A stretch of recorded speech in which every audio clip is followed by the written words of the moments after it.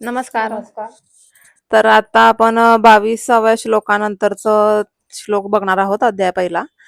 तर एसिया शिवा सर्वोत्तमा अजा अजित ब्रह्मानंद धामा तुझा वर्णावया महिमा निगमागमा अतर्क्य ब्रह्मानंद म्हणे श्रीधर तव गुणार्णव अगाध थोर तेथे बुद्धी चित्त तर्क पोहणार न पावती पार तत्वता कनकाद्री सहित मेदिनीचे वजन करावया ताजवा आणू कुठून व्योम साठवे संपूर्ण ऐसे साठवण कोठून आणू मेदिनी वसनाचे जळ आणि सकिता कोणत्यामपी मोजू आता प्रकाशवया आदित्या दीप सरता केवी होय धरित्रीचे करुणी पत्र कुधर कज्जल जलधी मशी पात्र. धरित्रीचं म्हणजे धरणीचं जरी कागद केला आणि पूर्ण जलाशय जो पृथ्वीवर आहे त्याची शाई केली तरी पण तुझे गुण लिहिता येणार नाहीत. म्हणजे एवढे त्याचे अपरिमित गुण आहेत.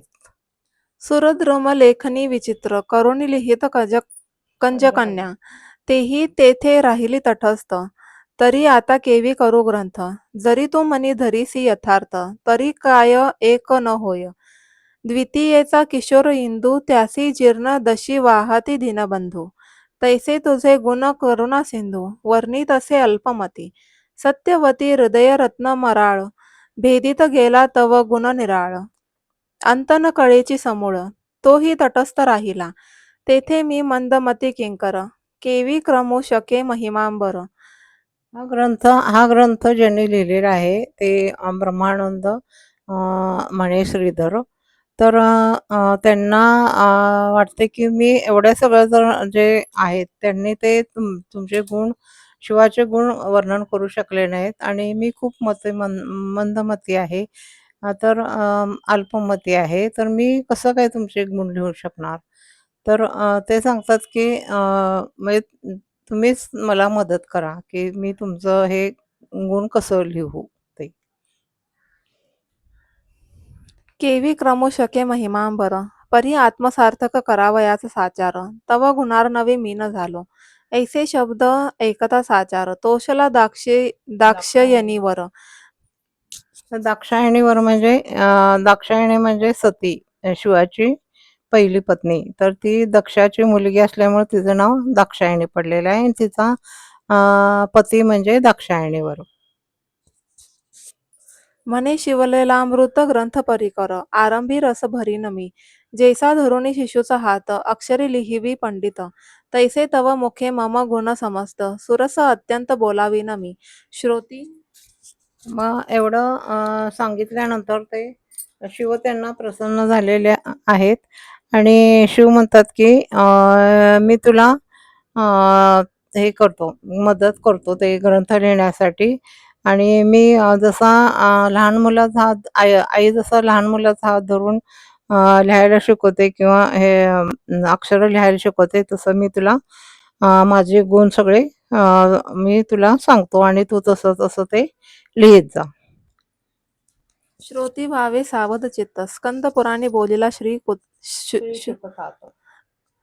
शुकतात अगाध शिवलीलामृत ग्रंथ ब्रह्मोत्तर खंडजे नैमिषारण्यी शौकनादी सुमती सुता प्रती प्रश्न करीती तू चिदाकाशीचा रोहिणीपती करी तृप्ती श्रवण चकोरा तू वा बहुत पुराणे सुरस श्री विष्णू लीला वर्णिला विशेष अगाध महिमा आसपास दशावतार वर्णिले भारत रामायण भागवत ऐकता श्रवण झाले तृप्त परी शिवलीलामृत अद्भुत श्रवणद्वारे प्राशन करो यावरी वेदव्यास शिष्यसुत म्हणे ऐका आता देवोनी चित्त शिवचरित्र परमाद्भुत श्रवणे पातक पर्वत जळती आयुरारोग्य ऐश्वर्य अपार संतती संपत्ती ज्ञान विचार श्रवण मात्रे देणार.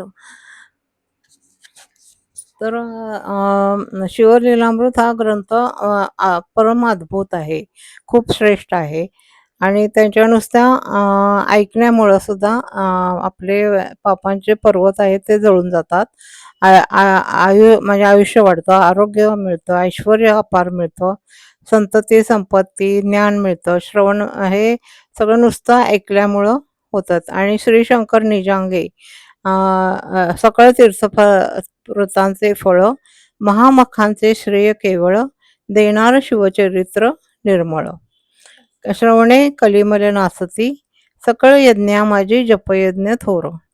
म्हणाल म्हणावा कोणता मंत्र, तरी तर या सगळ्या ह्याच्यामध्ये यज्ञामध्ये जपयज्ञ थोर आहे असं ते सांगतात. आणि तर कुठला कोणता जप करायचा, तरी तर तरी मंत्रराज शिवषडक्षर बीजासहित जपावा असं ते म्हणतात. शिवषडक्षर म्हणजे 6 अक्षरांचा तो शिवांचा मंत्र आहे. ओम नमः शिवाय. तर हा हा शिवषडक्षर मंत्र बीजसहित जपावा. दुजा मंत्र शिवपंचाक्षर नमः शिवाय. नमः शिवाय हे 5 अक्षरांचा हे आहे, मंत्र आहे. तो दोहींचे फळ एकच आहे. त्यापैकी कुठलाही मंत्र तुम्ही जप केला तरी चालू शकतो. ओम नमः शिवाय. नमस्कार. आता ह्या पुढचा भाग आपण पुढील भागात पाहू.